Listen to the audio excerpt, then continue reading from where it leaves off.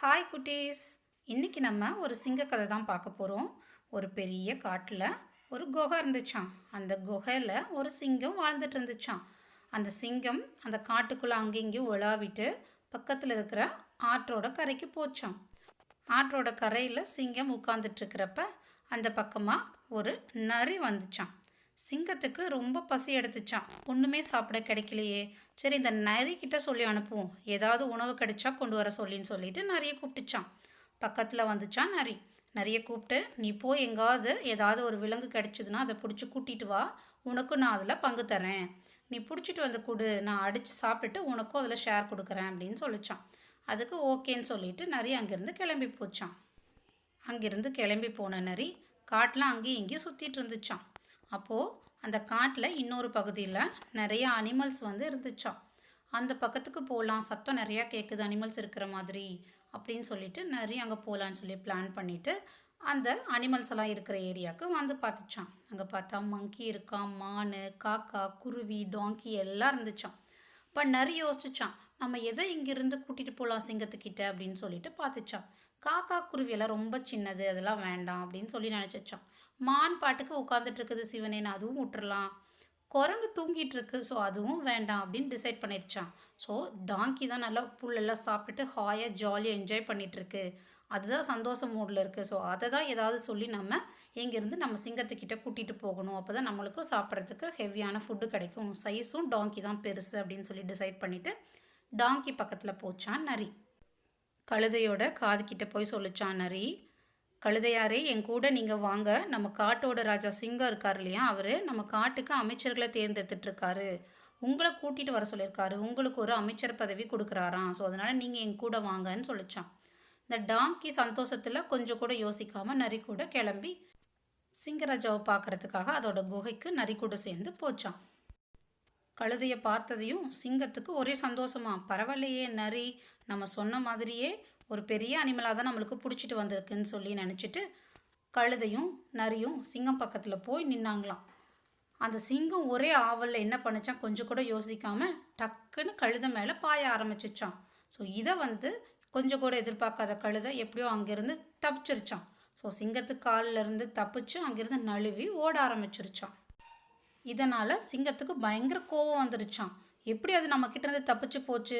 So இந்த கோவத்தை வந்து நரிக்கிட்ட காட்டுச்சான். எனக்கு தெரியாது, நீ எப்படியாவது போய் திரும்பவும் எனக்கு அந்த கழுதையை கூட்டிகிட்டு வா, அப்படி இல்லைன்னா நான் வந்து உன்னை கடிச்சிடுவேன், உன்னை சாப்பிட்ருவேன் அப்படின்னு சொல்லி சத்தம் போட்டுச்சான். ஸோ நரி என்ன பண்ணுறதுனே தெரியாமல் அங்கேருந்து கிளம்பி திரும்பவும் அந்த கழுதை இருந்த காட்டு பக்கமே வந்துச்சான். சிங்கத்துக்கிட்டேருந்து தப்பிச்ச கழுதை ஹாயாக ஜாலியாக காட்டில் ஆடி பாடிட்டு புல் சாப்பிட்டுட்டு இருந்துச்சான். அது வந்து நரியையும் பார்த்துச்சான்.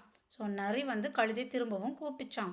போன டைம் ஏதோ தப்பு பண்ணிட்டாரு சிங்கராஜா, எல்லா அனிமல்ஸும் மேலே பாயிற மாதிரி உன் மேலேயும் பாஞ்சிட்டாரு, அதுக்கு வந்து மன்னிப்பு கேட்கணுமா, திரும்பவும் உனக்கு அமைச்சர் பதவியும் கொடுக்குறாராம், ஸோ அதனால் உன்னை தயவு செஞ்சு மன்னிப்பு கேட்டு கூட்டிகிட்டு வர சொன்னார், வா கழுதை என் கூட போகலாம் அப்படின்னு சொல்லி கூப்பிட்டுச்சான் நரி.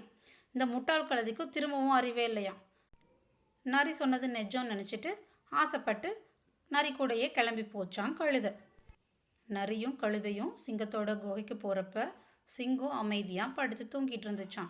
சிங்கம் பொறுமையாக யோசிச்சுட்டு இருந்துச்சான், இந்த டைம் நம்ம அவசரப்பட்டு கழுதை மேலே பாயக்கூடாது, பொறுமையாக அது நம்ம பக்கத்தில் வரட்டும், அதுக்கப்புறமா அதை கேட்ச் பண்ணிக்கலாம்னு சொல்லிட்டு அப்போவும் அமைதியாக படுத்துகிட்டே இருந்துச்சான். கழுதை நல்லா பக்கமாக வந்ததையும் சிங்கம் அதோட பெரிய வாயால் கழுதையோட கழுத்தை கவ்வி பிடிச்சிருச்சான். ஸோ கழுதையை நல்லா கடிச்சு வச்சிருச்சான். ஸோ வலி பொறுக்க முடியாமல் சத்தம் போட்டுட்டு அந்த கழுதை அதே இடத்துல இறந்து போச்சான். இறந்த கழுதையும் அந்த குகை பக்கத்தில் இருக்கட்டும், நீ பார்த்துக்கோ அப்படின்னு சொல்லி நறுக்கிட்ட விட்டுட்டு நான் போய் பக்கத்தில் இருக்கிற ஆற்றுல குளிச்சுட்டு வந்துடுறேன், ஃப்ரெஷ்ஷாக வந்து அப்புறமா கழுதையை சாப்பிட்டுக்கிறேன், அதனால் அது வரைக்கும் நீ இந்த கழுதையை பத்திரமா பார்த்துக்கோன்னு சொல்லிட்டு நரியோட பொறுப்பில் விட்டுட்டு சிங்கம் பக்கத்தில் இருக்கிற ஆற்றுக்கு போச்சான்.